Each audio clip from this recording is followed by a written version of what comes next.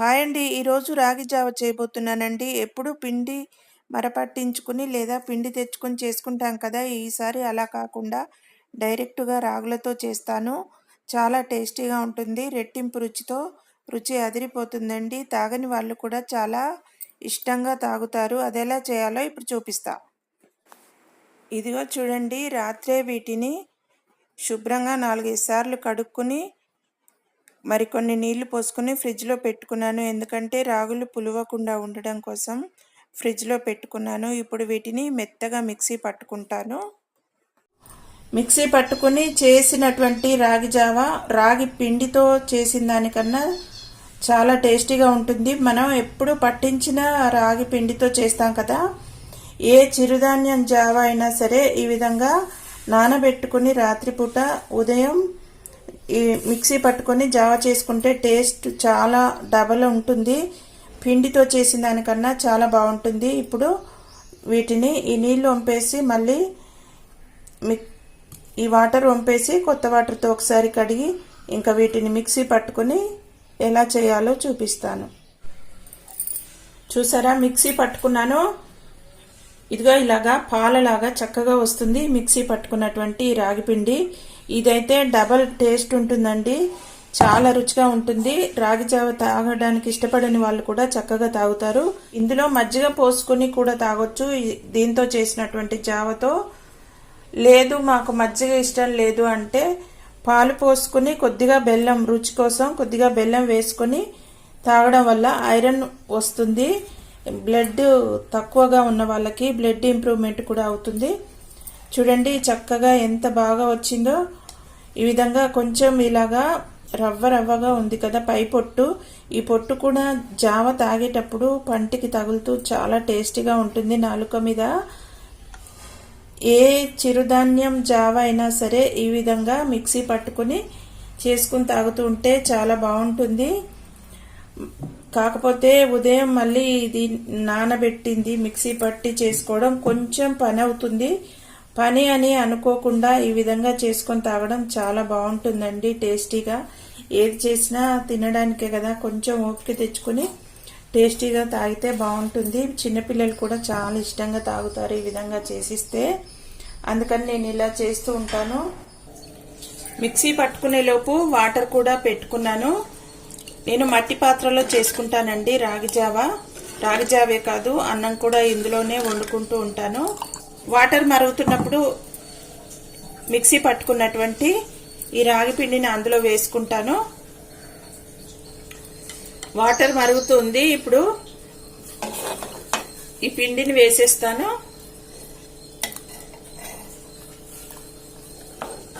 ఇది తొందరగా ఉండలు కూడా కట్టదు. ఈ పిండి మిక్సీ పట్టుకున్నాం కదా, మొత్తం పచ్చిగా ఉంటుంది కాబట్టి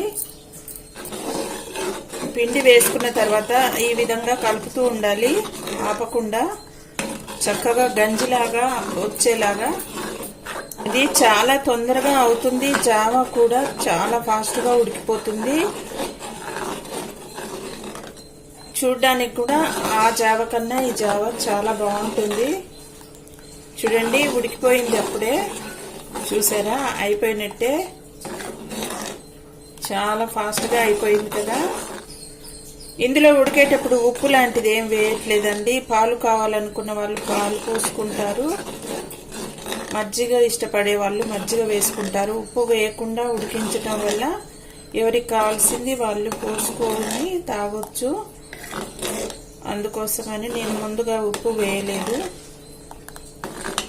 మజ్జిగ పోసుకున్నప్పుడు తగినంత ఉప్పు, టేస్ట్కి తగినంత ఉప్పు వేసుకోవచ్చు. ఒకవేళ పాలు కావాలనుకుంటే కాస్త బెల్లం వేసుకోవచ్చు. షుగర్ పేషెంట్లు అయితే బెల్లం కూడా వేసుకోని అవసరం లేదండి. అయినా ఇది పాలు పోసుకొని తాగినప్పుడు చాలా టేస్టీగా ఉంటుంది. బెల్లం ఏమీ అక్కర్లేదు. ఇది ఎండాకాలమే తాగాల్సిన అవసరం లేదండి, ఏ టైంలోనైనా తాగొచ్చు. షుగర్ పేషెంట్లు, బీపీ పేషెంట్లు ఉంటారు కదా, వాళ్ళకి బలం కోసము ఈ జావ చాలా అవసరము. అయిపోయింది, ఇంకా స్టవ్ ఆఫ్ చేసేసుకుంటున్నాను. ఉడికిపోయింది. చూడండి జావ ఎంత చక్కగా వచ్చిందో. చూసారు కదా, చాలా ఫాస్ట్గా అవుతుంది జావ. కొంచెం మిక్సీ పట్టడమే పనండి. ఇంకా అంతే, అంతకుమించి ఏమీ పని ఉండదు.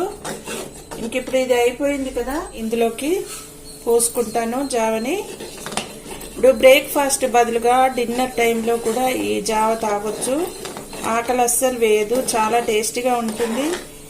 1-2 గ్లాసులు తాగొచ్చండి, పర్వాలేదు. షుగర్ లాంటిది పెరగదు ఈ జావ తాగడం వల్ల, అందుకోసమని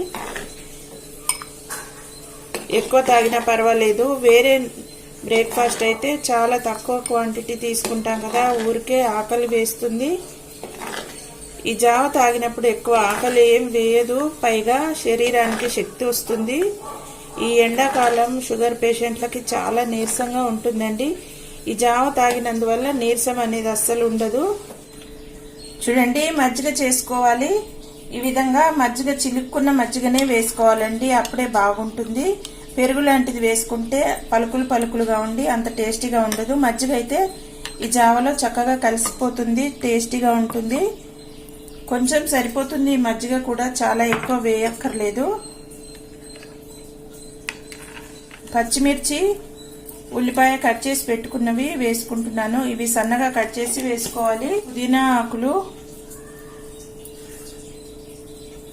ఉంటే కొత్తిమీర వేసుకోవచ్చు, మీ ఇష్టం అండి. ఇవి కూడా వేసుకున్నా పర్వాలేదు, వేసుకోకపోయినా పర్వాలేదు. కొంచెం సాల్ట్, నేనైతే ఉప్పు వేసుకోకుండానే తాగుతాను, మీకు చూపించడం కోసం ఇప్పుడు ఉప్పు వేసాను. చాలా టేస్టీగా ఉంటుందండి. ఉప్పు కలవాలి కదా, అందుకని కలుపుకుంటున్నాను. పిండితో చేసినటువంటి జావ కన్నా ఈ జావ చాలా టేస్టీగా ఉంటుంది. తప్పకుండా మీరు కూడా ట్రై చేయండి. మిక్సీ పట్టడం ఒక్కటే కొంచెం పని అండి, చాలా టేస్టీగా ఉంటుంది. వీడియో మీకు నచ్చుతుందని అనుకుంటున్నాను. మీకు వీడియో ఖచ్చితంగా నచ్చుతుంది, అంతేకాదు తాగని వాళ్ళు కూడా ఇష్టంగా తాగుతారు కాబట్టి తప్పకుండా మీరు కూడా ట్రై చేయండి.